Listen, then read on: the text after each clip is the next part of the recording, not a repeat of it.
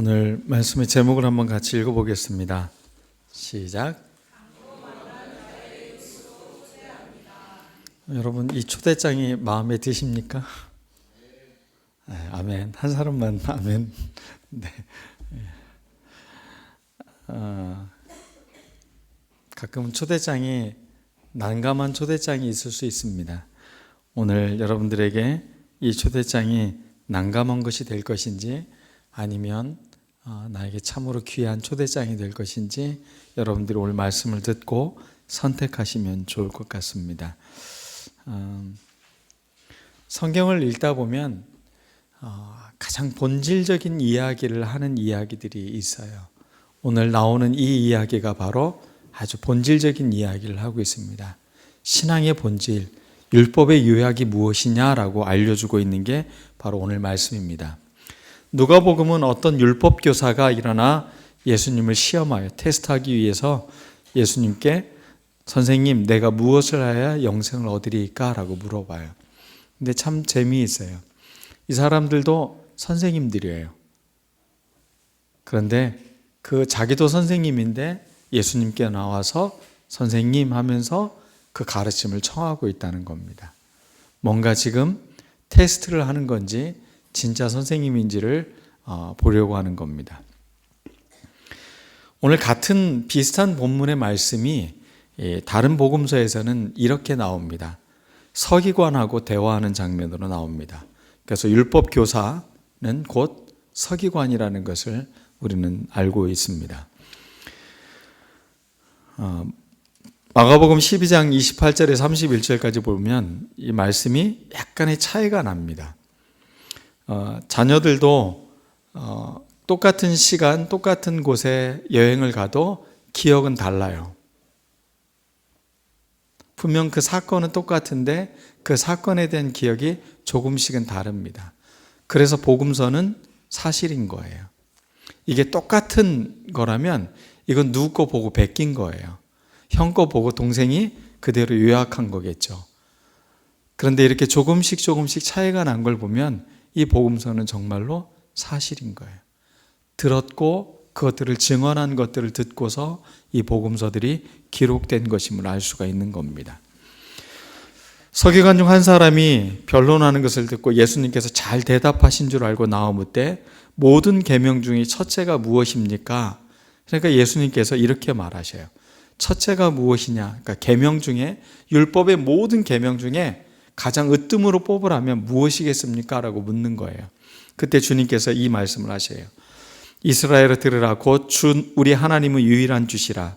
내 마음을 다하고 목숨을 다하고 뜻을 다하고 힘을 다하여 주 너의 하나님을 사랑하라 하신 것이요. 둘째는 이것이니 내 이웃을 내 자신과 같이 사랑하라 하신 것이라. 이보다 더 큰 계명이 없느니라. 지금 이 이야기를 하고 있는 건 예수님이에요. 그런데 오늘 우리가 읽었던 본문 말씀은 누가 얘기하는 거죠? 율법 교사가 한 이야기입니다. 제가 율법을 보니 율법은 이렇게 기록되어져 있는 것 같습니다 라고 요약을 한 겁니다. 똑같은 말을 하고 있는 거예요.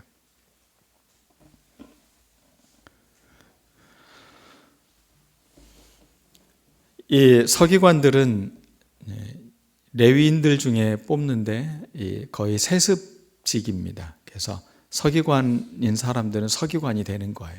어릴 때부터 말씀을 요약하고 이미 14세가 되면 성경의 대부분의 말씀들을 외우고 있다고 합니다. 그 말씀에 아주 정통한 사람들이 바로 이런 교육을 받은 사람들이죠. 40세가 되면 이 학함이라는 칭호를 받습니다. 학함이라는 말이 선생님이라는 뜻인데 가르치는 자. 교사라는 칭호를 받고 이 사람들은 율법에 대한 것뿐만 아니라 종교, 재판, 이런 사법적인 것까지도 관여를 하는 사람들이 돼요. 이미 말씀에 정통하기 때문에 그 정통한 말씀을 갖고 어떤 법을 처리하는 데에서도 자문을 구할 수 있을 만큼의 훌륭한 사람으로 인정을 받고 있는 사람들이 바로 서기관들입니다. 그래서 영어 성경은 이들을 번역할 때 율법의 전문가 율법에 있어서는 전문가다라는 표현을 쓰고 있습니다. 누가복음은 바로 이 율법의 전문가들은 이 말씀을 잘 알고 있다는 겁니다. 내 마음을 다하고 그 뜻을 다하고 힘을 다해서 하나님을 사랑하라는 것입니다. 그리고 내 이웃을 내 자신과 같이 사랑하라는 것, 이것을 깨닫고 있습니다. 오늘 성경 말씀은 우리에게 중요한 것을 알려주고 있어요. 예수님께서는 이렇게 말하고 있습니다. 너는 무엇을 읽었느냐? 그리고 어떻게 읽었느냐라고 묻고 있어요. 무엇을 읽었느냐가 아니라 그것만 묻고 있는 게 아니라 어떻게 읽었냐는 겁니다. 그 말씀이 당신 삶에 어떠한 영향력을 주고 살고 있냐고 질문을 하고 있는 거예요. 우문현답을 우리가 우문우답에서 현문현답으로 이렇게 오후 예배 컨셉으로 이야기를 하고 있는데 이 율법사가 전한 질문은 우문이었습니다. 내가 무엇을 해야 영생을 얻을 수 있습니까? 그때 영어 성경을 보면 must를 쓰고 있습니다. 내가 반드시 해야 하는 게 무엇이냐는 겁니다. 영생을 얻기 위해서. 그때 주님께서는 그 말에 대한 대답으로 오히려 질문을 던지고 있어요. 현문을 던지고 있어요. 우문에 반대로 주님께서는 대답을 해주신 게 아니라 현문을 해주시고 있는 거예요. 율법에 무엇이라고 기록되었는지 그것을 찾아보라는 겁니다. 이 사람은 역시 율법의 선생님답게 아주 정답을 이야기했습니다. 예수님은 간단하게 대답합니다. 네가 이를 행하면 영원한 삶을 살 것이다 라고 답을 해줍니다. 네가 알고 있는 것을 실천으로 옮기면 너는 영원한 생명을 살아가는 사람이 될 것이다. 그 유산을 받은 사람이 될 것이다 라는 것입니다. 신명기와 레위기서를 관통하고 있는 이 말씀을 잘 요약한 그 사람은 의문에 빠지기 시작을 합니다. 율법에서 무엇을 읽었느냐라고 질문을 할 때 그는 잘 대답을 했습니다. 마음을 다하고 목숨을 다하고 힘을 다하고 뜻을 다하여 하나님을 사랑하라는 것, 그리고 이웃을 사랑하는 것, 아주 잘 대답을 했습니다. 그런데 여전히 그에게는 의문이 들었습니다.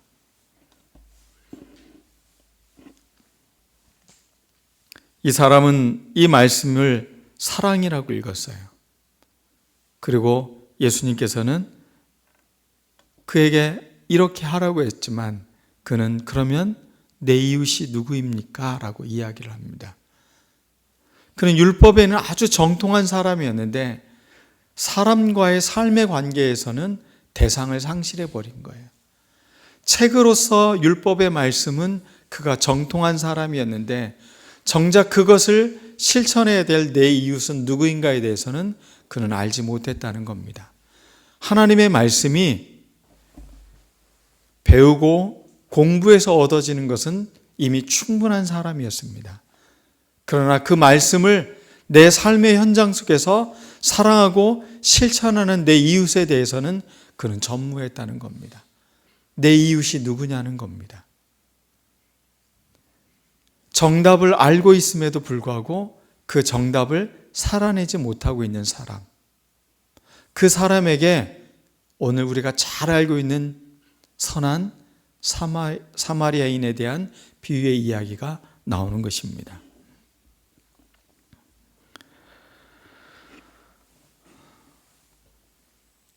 대부분의 사람들이 이 말씀은 잘 알고 있습니다.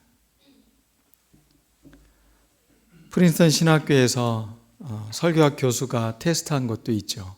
학생들에게 이 본문을 갖고 설교 시험을 보겠다라고 이야기를 했습니다. 그래서 저마다 이 설교 본문을 갖고 열심히 준비를 합니다. 그들이 강의장에 오긴 기숙사에서 강의장으로 가는 그 길에 위기에 처한 사람들을 교수가 놓아뒀습니다. 근데 대부분 사람들이 그 수업에 가서 학점을 따야 되기 때문에 다들 분주히 그 사람을 외면하고 가서 설교를 했습니다. 학생들이 모두 설교를 끝내고 그 사람이 누구인지 다시 한번 알려줍니다. 그들은 설교의 좋은 학점을 맡고 싶고 본문을 잘 비평했고 이것을 어떻게 설교해야 되는지 원문으로 잘 이해해서 사람들에게 설교하기 위해서 잘 준비를 했습니다. 그러나 그들은 가장 중요한 것을 잃어버린 겁니다. 대상을 잃어버린 겁니다. 이것은 우리 모두에게도 마찬가지인 것 같습니다. 여러분, 사랑해야 된다라는 이야기, 대중가요를 들어도 참 감동적이더라고요. 사랑에 대한 이야기는 어찌나 이렇게 많은지. 근데 정작 사랑할 대상으로서 내가 그 사랑을 실천하는 데는 굉장히 어려운 것이 우리들의 마음의 현실인 것입니다. 주님께서 율법사에게 내 이웃이 누구이냐라고 묻자 그는 답이 없는 겁니다. 어찌 보면 책의 사람들이 또 믿음이 있다고 하는 사람들이 성경책, 신앙이라는 테두리 안에만 갇혀있지 자기의 삶의 현실 속에서는 전혀 이 사랑의 힘을 발휘하고 있지 못한 것이 오늘 성경 본문이 우리에게 알려주고 있는 것이 아닌가 싶습니다. 지적으로 뛰어나고 많이 배운 사람들 참 많이 있습니다. 그러나 그런 사람들이 사회를 아름답게 하지 않아요. 사회를 아름답게 하는 사람들은 바로 이렇게 선한 사마리안과 같은 사람들이 사회를 진짜 아름답게 만드는 것입니다. 많이 알고 정답을 아는 게 중요한 것이 아니라 그 알고 있는 것을 내 삶에서 잘 실천하며 예수님처럼 그렇게 살아갈 때 하나님은 우리의 삶을 참으로 기뻐하신다는 겁니다. 창세기 1장 말씀에 보면 하나님이 빛이 있으라함에 빛이 생겼습니다. 그리고 하나님은 그것을 보시고 참 좋아하십니다. 그때 좋아하신다는 단어가 토브라는 단어입니다. 좋다. 이 단어가 성경에는 참 많이 기록되어져 있습니다. 선한 사마리아인, 그 선함이라는 단어가 토브라는 단어입니다. 하나님의 말씀이 율법의 말씀을 잘 요약한 것이 우리의 삶에 그대로 살아낼 때 하나님은 우리를 보시고 뭐라고 이야기하신다고요? 참 좋다. 네가 참 선하구나. 네가 참 잘 살고 있구나 라고 우리에게 말씀하신다는 것입니다. 율법사가 그동안 했던 것은 옳고 그른 것이 무엇인지, 말씀을 벗어나는 것은 무엇인지 그런 것들을 잘 조항들을 만들었던 사람들이었습니다. 본문이 갖고 있는 메인 아이디어가 무엇인지, 핵심 포인트가 무엇인지를 정확히 짚어낼 수 있는 능력이 있는 사람들이었습니다. 오늘날도 많은 사람들이 이렇게 됩니다. 근데 문제는 그 말씀이 내 삶과는 너무 거리가 멀다는 겁니다. 내가 살아가기에는 너무 그 말씀이 영향력이 없는 것을 말하고 있는 것입니다. 나하고 전혀 관계없는 이야기들이 되어버리는 것입니다. 머리로가 아니라 가슴으로, 몸으로 체화되는 가르침. 그래야 말씀이 힘이 있고 그 말씀은 선한 영향력이 있는 것입니다. 오늘 예수님께서 이 비유의 말씀을 우리에게 주시면서 이렇게 이야기합니다. 첫 번째는 이 세상에 대한 이야기입니다. 강도 만난 세상이라는 것입니다. 뉴스를 통해서 우리는 늘 이 이야기를 듣습니다. 세상에 얼마나 많은 사람들이 강도 만나는지 모릅니다. 저도 강도 만났어요. 그런 사람들이 주변에 어찌나 많은지 속이려고 하고 때로는 나의 뒤통수를 치고 가기도 하고 이런 사람들을 인생을 살면서 너무나 많이 만나요.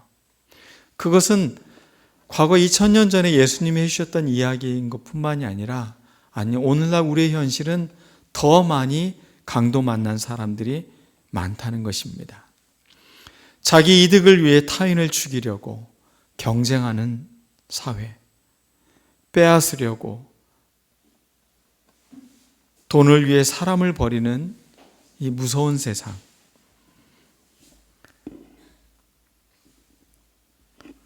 가끔 전화 속에서도 저를 속이는 안녕하세요 우체국입니다 하면서 저를 속이고 있더라고요. 고객님 당첨되셨습니다. 끊임없이 우리를 속이고 빼앗으려고 하는 사회, 우리는 그런 사회 속에 살고 있으니까 우리의 마음들이 점점 속지 말아야지 이러면서 점점 그 마음이 어디로 향하고 있냐면 자기 안으로만 향해 있습니다. 그리고 타인을 볼 때는 늘 경계심과 늘 위험한 대상이라고 생각하면서 사람들에게 마음을 열 수가 없는 마음의 구조가 되는 거죠. 강도 만난 세상, 그 세상에서는 사람들이 점점 자기 안을 들여다보게만 만들지 타인의 아픔에 대해서는 잘 눈을 뜨지 못하게 만드는 세상이라는 것입니다. 보험금을 타내기 위해서 배우자를 죽이기도 하고, 참 세상이 무서운 정도로 변화되고 있는 것입니다.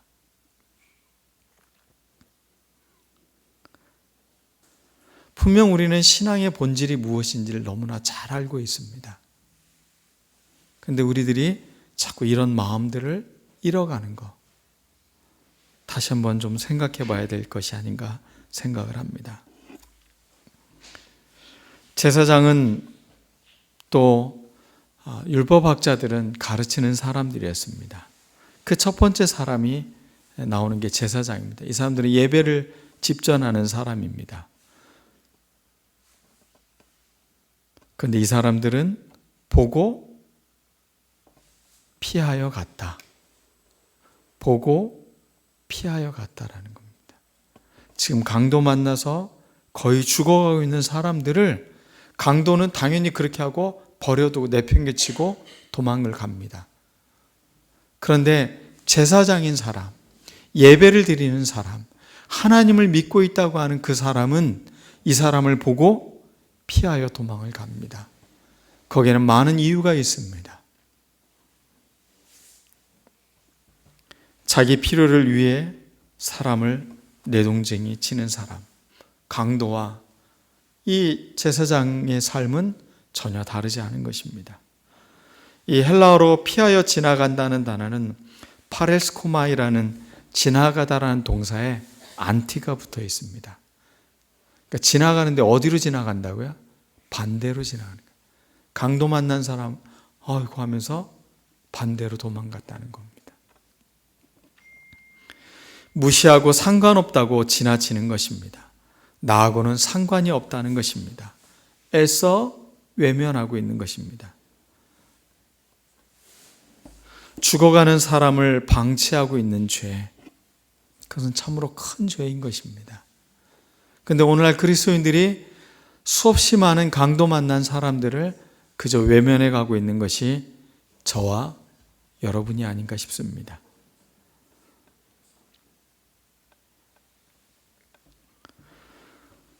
사마리아 사람이 나옵니다. 이 사람은 좀 다릅니다. 보고 불쌍히 여겼다라고 말하고 있습니다. 그 사람을 보고 반대로 도망친 사람이 아니라 보고 마음에 불쌍히 여기는 마음이 들었다는 겁니다. 이 불쌍히 여긴다는 이 단어는 예수님이 잘 쓰시던 단어예요. 특히 예수님의 마음을 표현할 때 병들고 소외받고 고통 가운데 있는 사람들을 보시고 늘 예수님의 마음이 일어났던 마음을 표현할 때 쓰는 단어가 바로 이 단어입니다. 이 단어의 어원은 창자라는 단어입니다. 인간의 가장 깊은 내면일 것입니다. 그 속에서 요동치고 있다는 겁니다. 너무 가슴이 아픈 겁니다. 너무 마음이 아프다는 것입니다. 그래서 견딜 수가 없는 그 마음으로 이 사람을 도와주고 있다는 것입니다. 하나님이 관심을 두고 좋아하고 야, 너의 삶이 참 멋지다라고 생각하는 사람은 바로 그 마음에 이 불쌍한 마음이 요동치고 있는 사람들을 보고 있는 겁니다. 그리고 그 요동치는 마음으로 삶의 현장에서 살아내는 사람, 선을 일구며 살아가는 삶, 그것이 바로 영생을 유산으로 받는 삶이라는 것입니다. 사마리아인들은 사실 굉장히 많은 차별을 받는 사람들의 대표적인 사람들입니다. 그들은 혼혈인들이었습니다. 이방인들에 의해서 더럽혀진 땅에 살고 있는 사람들이었습니다. 그런 사마리아인들을 유대인들은 마치 이방인의 개라는 표현을 쓰고 있는 것처럼 그들을 도외시하고 거리를 돌아가더라도 사마리아를 통과하지는 않았습니다.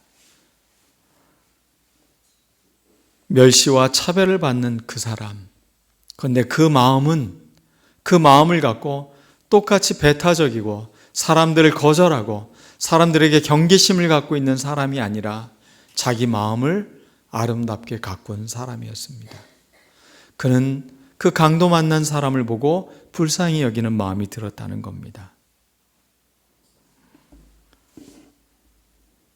자기도 차별받았기에 차별받는 사람의 마음이 무엇인지, 자기도 버림받은 경험이 있기에 버림받는 사람의 마음이 어떤 것인지, 내가 아파봤기에 아픈 사람들의 마음이 어떠한 것인지, 그것을 함께하는 마음, 그 내면의 창자 안에서 같은 마음을 불러일으키는 그 마음을 우리가 회복해야 되는 것입니다.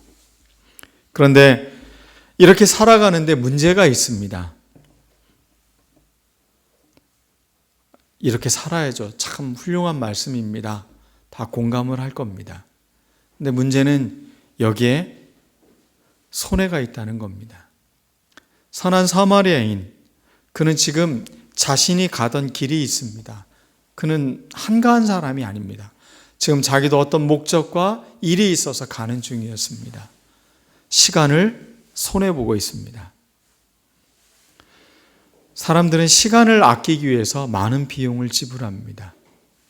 여러분의 시간 중요하지 않습니까? 누가 내 시간, 1시간을 빼앗으면 여러분 기분이 어떻습니까?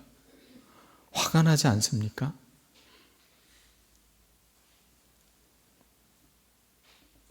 그런데 이 사마리아인은 이 시간의 손해를 기꺼이 감당하고 있다는 겁니다.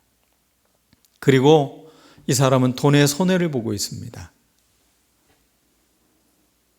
여관에 가서 그 사람을 치료해주고 그 사람을 돌볼 수 있도록 사람을 보호사라고 해야 되나요? 그 도울 수 있는 사람을 그런 사람을 옆에다 간병인을 둔 거죠. 그 비용을 누가 감당하겠다는 거예요? 자기 자신이 그것을 감당하겠다라고 말하고 있습니다. 시간 손해, 돈 손해, 그리고 가장 중요한 거 귀찮습니다. 번거롭습니다.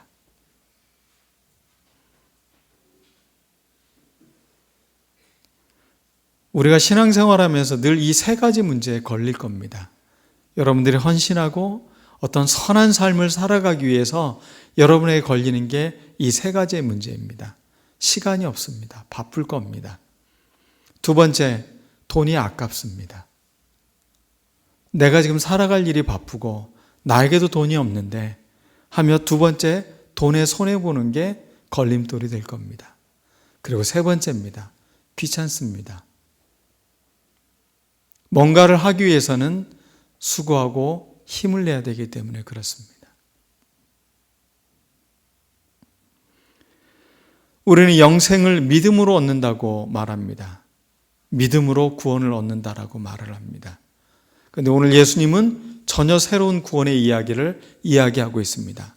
너희들이 이처럼 행하면 너희들이 영생을 얻을 것이다 라고 말하고 있는 것입니다. 요즘 젊은 사람들은 아이를 낳지 않는다고 합니다. 딩크족이라고 하나요? 자녀를 낳는데도 자신의 삶에서 오는 손해볼 것을 계산을 한다는 겁니다. 어려움, 불편함, 아이들을 키우기 위해서 오는 어려움들을 생각하면서 자녀를 낳지 않는다는 것입니다. 만약에 이런 분들이 교회 안에 구성원이 되었다면 한국교회의 미래는 어떻게 되겠습니까? 아무런 미래가 없습니다. 오로지 자신들의 삶에만 관심이 있지 우리의 후손, 교회 공동체 이것이 유지되고 관리되고 함께 이루어가는 것은 아무런 상관이 없는 것입니다.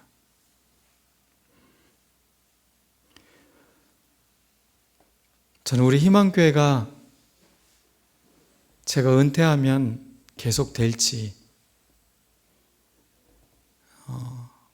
희망교회가 자취도 없이 사라질 것인지, 근데 이게 마음이 쓰입니다. 안식월을 가기 위해 수도원을 계속 공부하고 있습니다. 유럽의 수도원들이 어떻게 됐는지. 1000년이 된 수도원이 있어요.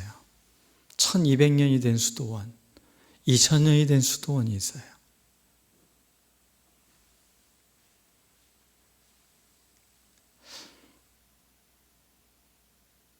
어떻게 그렇게 척박한 환경 속에서 수많은 위협 속에서 그들이 그것을 이어왔고 지금도 그곳에 사람들이 찾아올까 참 놀라웠어요.